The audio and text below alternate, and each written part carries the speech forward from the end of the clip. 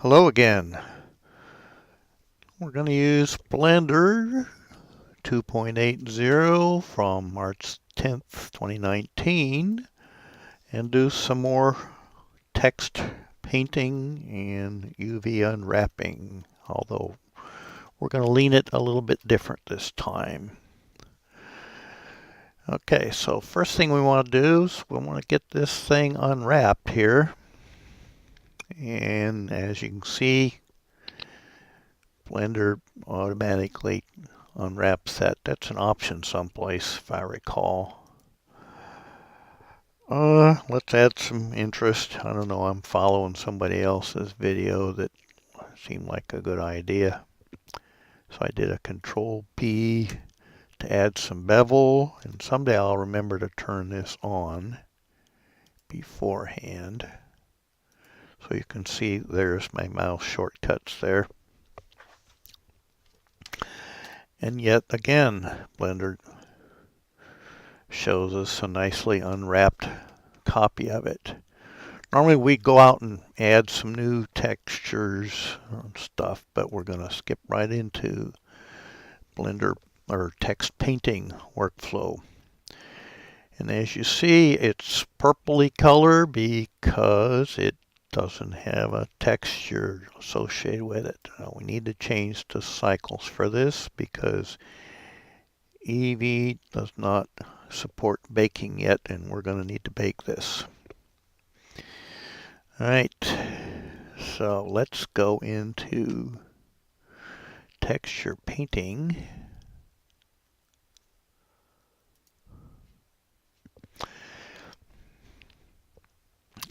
Okay, no texture. So the first thing we want to do is add a base color. And since this is going to be a SecondLife object, we don't need any alpha for this. And we'll pick a nice, pleasant, earthly green in honor of Green Planet. And there is our green object. For this, I've noticed that it helps to turn off the overlays so that we can see the reflections on this, because we're going to need them. Test one. Yep, okay, I need to check the audio level. I should have done that sooner. All right. So we've got the text painted, the color image painted, and I'm going to do, let's put some red on it. We don't need, again, alpha. Change the curve to a sharp cutoff and change the stroke to a line. And go to the top of our object. If you press F and hold it down while you move the mouse, you can resize the, I guess it would be the brush in this case. Okay, so now we're going to want to, and if we do a Shift F, we can change the strength.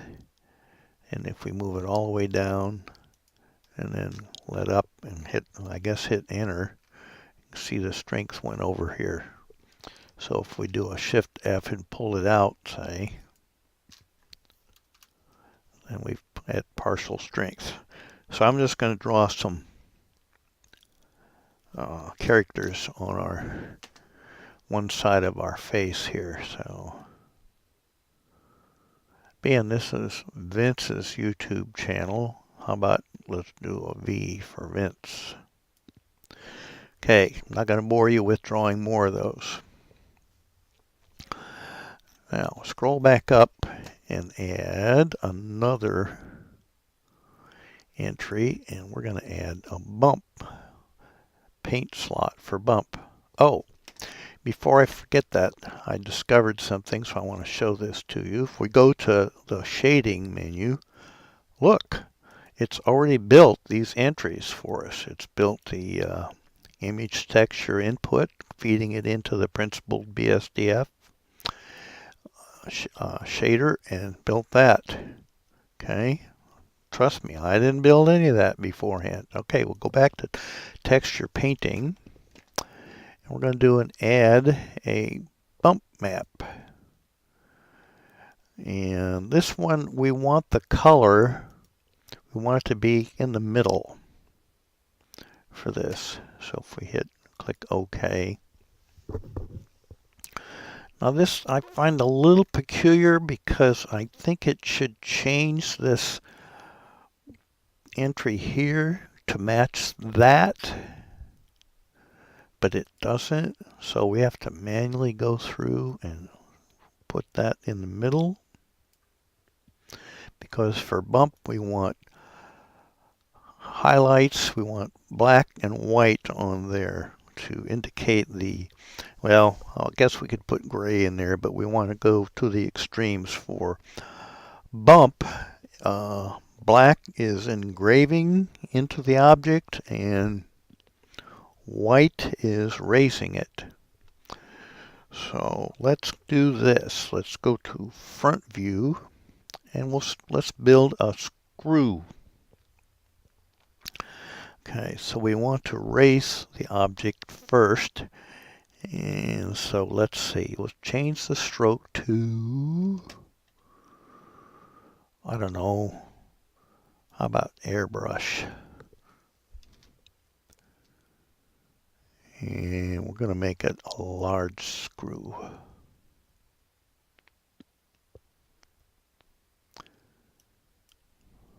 There. Okay, so that, if it's white, if my notes are right, that should be a screw that sticks up. And then we want to put a slot in our screw. So let's make a, make a little tiny slot in our screw. And that's a little too small.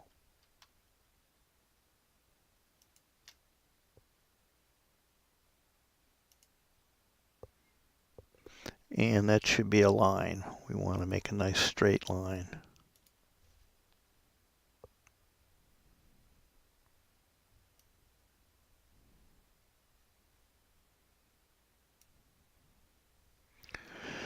Okay. And we'll put some bumps on it here. How about let's put a couple of like screw heads or something sticking out of our cube here.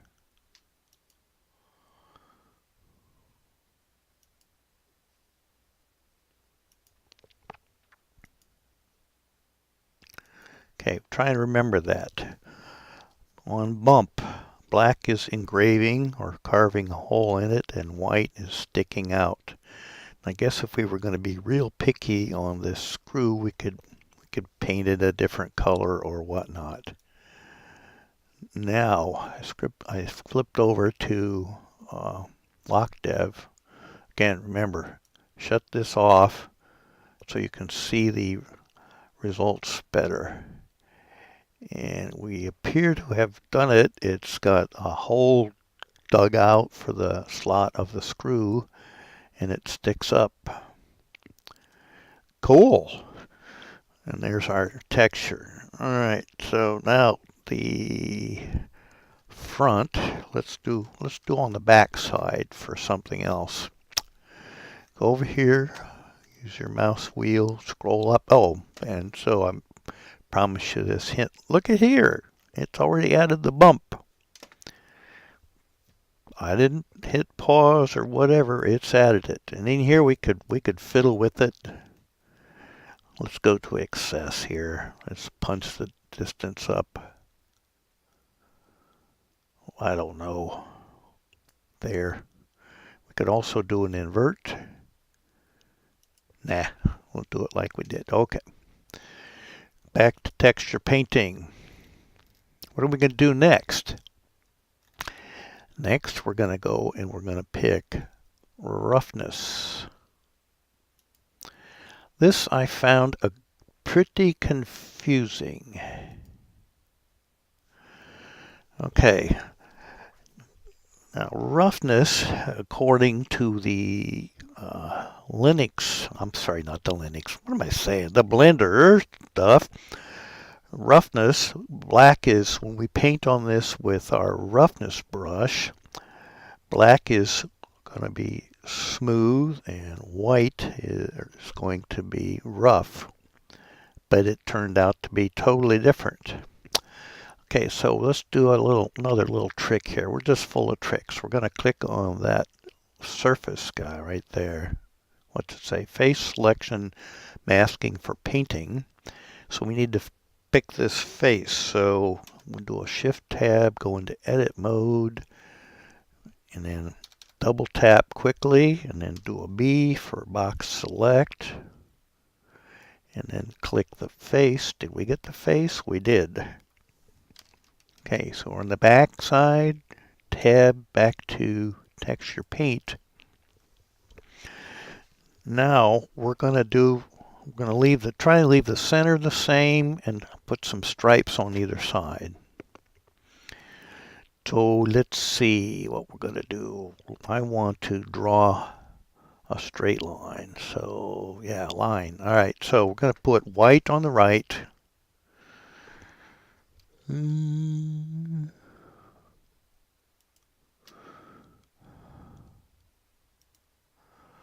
Okay, draw a line here.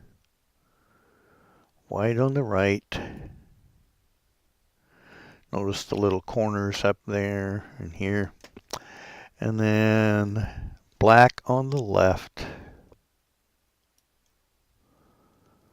side. Actually, I need to make this a little bit bigger here, because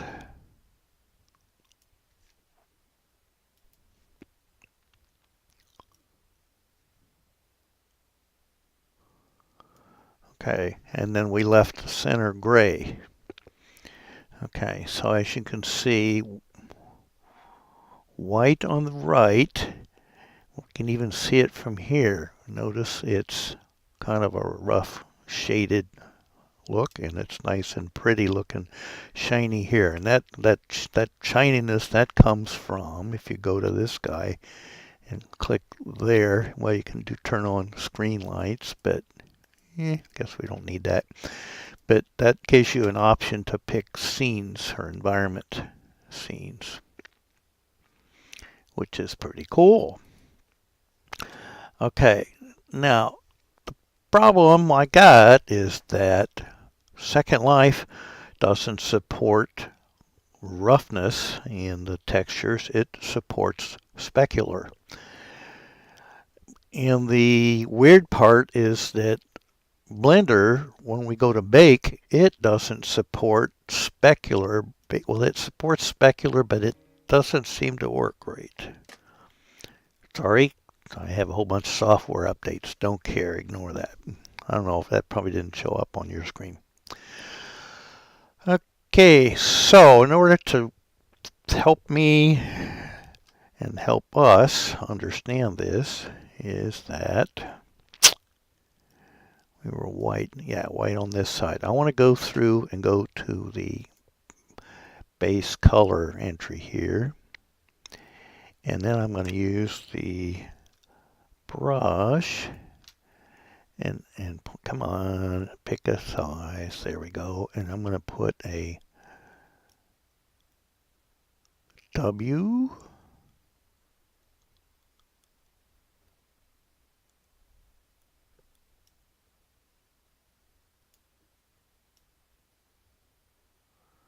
Here. Must be the lighting, because it's showing up gray here, but it's showing up white there.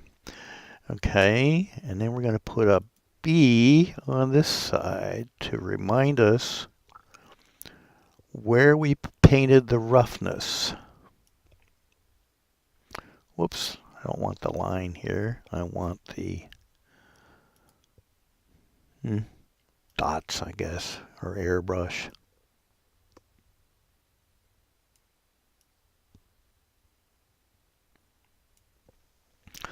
So I put a gray in the middle. Sure.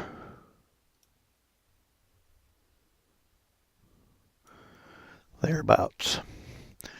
Okay. Now if we go over to the shading entry, you can see it added the roughness. And here's our bump again. And I clicked on that and it hides it. But since we don't have roughness, it turns out that it's reversed when we take this thing in Second Life, when we go to do a bake. So what we're going to do is I'm going to drop an inverter on here. Hopefully you'll see that.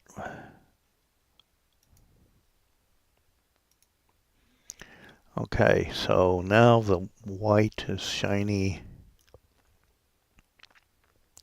and black is rough. Okay.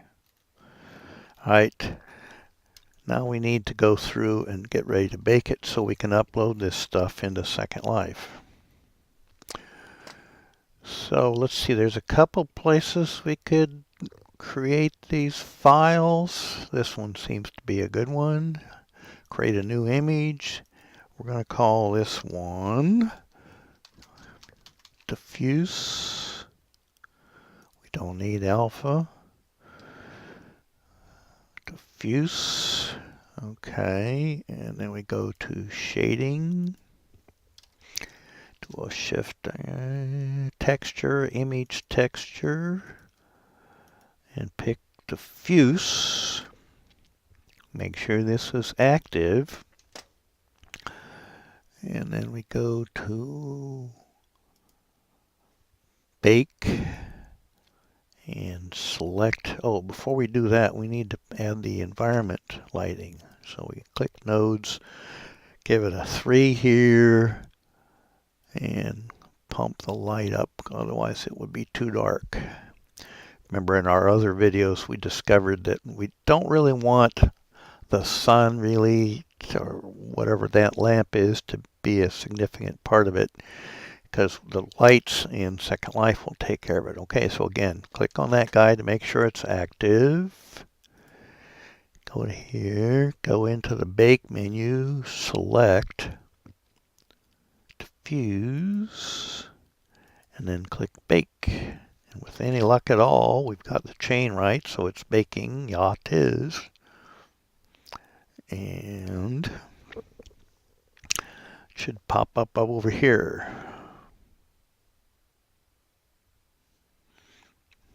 And then it's done baking. And there it is, nice and bright with our letters and stuff on it. Okay. Image is got a star next to it, says save as. So we want diffuse, so we're gonna, it's already got one there, but I will overlay it since I've done it before. Okay, Shift D, create a copy of this guy. Let's get him out of the way. In fact, we could hide him. And here we want to pick, oh, we need to create another. Yeah, we can create the other texture here. We need 2 more. Create a new image. This one is going to be bump. Click OK. There's our bump. And I keep seeing folks say that's non-color data, but we're using that as the output of bake, so it doesn't really matter. You don't need it. Okay, so go to bake, diffuse, and now it's called normal. What? It's called the normals. It should be called bump, in my opinion, but it's called normals here. Okay, so we do a bake. It's running quicker here than the diffuse is.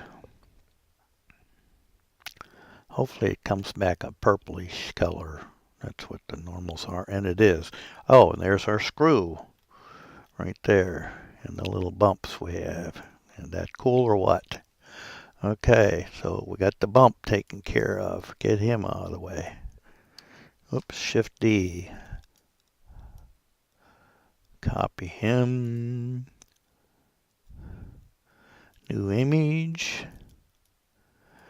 What are we going to call this? Specular? Since we inverted it? Or are we going to call it roughness? That's confusing. Let's call it specular. Even though, when we go to bake, we go over here. If I found that if I do a bake on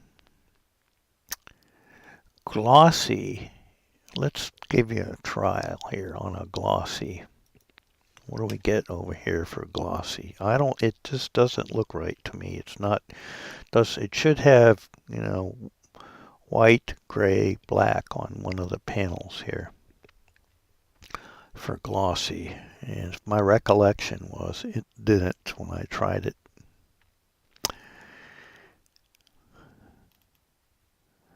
No, it's got gray, well, darker gray, and I'm wondering if that's because of the lighting.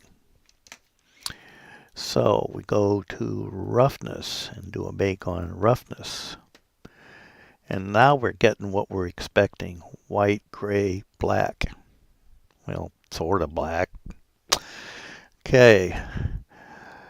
Now if we go over here, actually I wanted to show this also. This is kind of an interesting feature. If we go back into texture paint and you right click on something, it says save dirty, but on the bottom it says an invalid path because he doesn't know where to save it. So if we go over here to the image, that's just what he's trying to save as. We type save as, and there's our specular PNG. If I just hit enter, remember we used specular now because we don't want to forget that. Now if I do a save as, it still says invalid path. Why is that? Well, because we've got multiple colors in here. For instance, if we go to the bump guy, you can see it's flagged also. Save as, bump, hit enter, that goes away.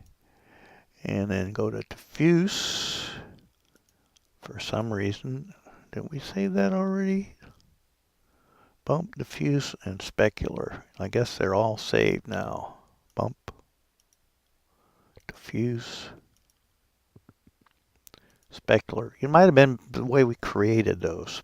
All right, so we've got our 3 files, and so let's do a Control-Shift-S to save our blend file, which we hadn't done before, and then an export, Collada, and I can't remember if I really want to save these or not. Selection only, doesn't matter. Hit enter, save it. Okay, so now we've created a roughness file, a bump file, and a diffuse file, and the Collada file. So it's time to go to SecondLife and import it and find out what we get. Alright, so here we are over at SecondLife. Now let's upload our goodies. Apologize again, you won't see the file selection. There's our object. Here's kind of a weird thing. I've noticed that the textures are now showing up in Blender, in SecondLife when we do the upload. But again, it's not the right one. So I'm not going to upload that texture. Normally I set the level of detail and set these items, but for this experiment we don't need that. So we do an upload, 11 lindens. Here's our cube with no texture since I didn't specify the upload parameters. Control U for upload. Let's do the diffuse. It's only got one U in it. Too bad. Or one F. Okay, drop that on the cube. And notice when we did that view of the texture before, it didn't have this thing in the middle. Not sure I understand that, but we got all of our texture, our diffuse texture set up. Do a Control U, upload. How did he know I wanted to do bump next? That's nice. Do bump. Here's our bump, and if you look closely, there's our screw head right there in the middle. Now we can't drop that on there. We have to do a right click and edit, select texture, bumpiness, click on that guy, drag the bump over there, click OK. Now, do we have a screw head on there? Yes, we do. Okay, so does this bump really work? Sure looks like holes in the cube. You saw me make it. There's no extra mesh entries there. And if you go to the sharp to the side, you don't see any holes in it. Note the shadows. If I rotate this thing, the shadows are changing to the shadows are now going to be on the bottom, just like they were over there. So it is indeed a very nice simulation of bumpiness. All right, let's see if we've had any success with our specularity. Control U, upload the specular file. There it is. Okay, so hopefully these three little panels here should show up here. There's the file, right click, edit, texture, shininess, specular, drop it on there, click OK. And we got it. Look at there. Okay. My notes said black is smooth, and there it is. Shiny. Gray, not so much. White, rough. It worked. But remember, we had to put that inverter in order for that to work.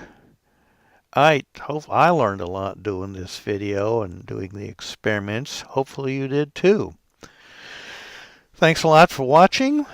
And if you want to see more of these as I struggle to learn how to work Blender 2.8 and cycles, subscribe and click like.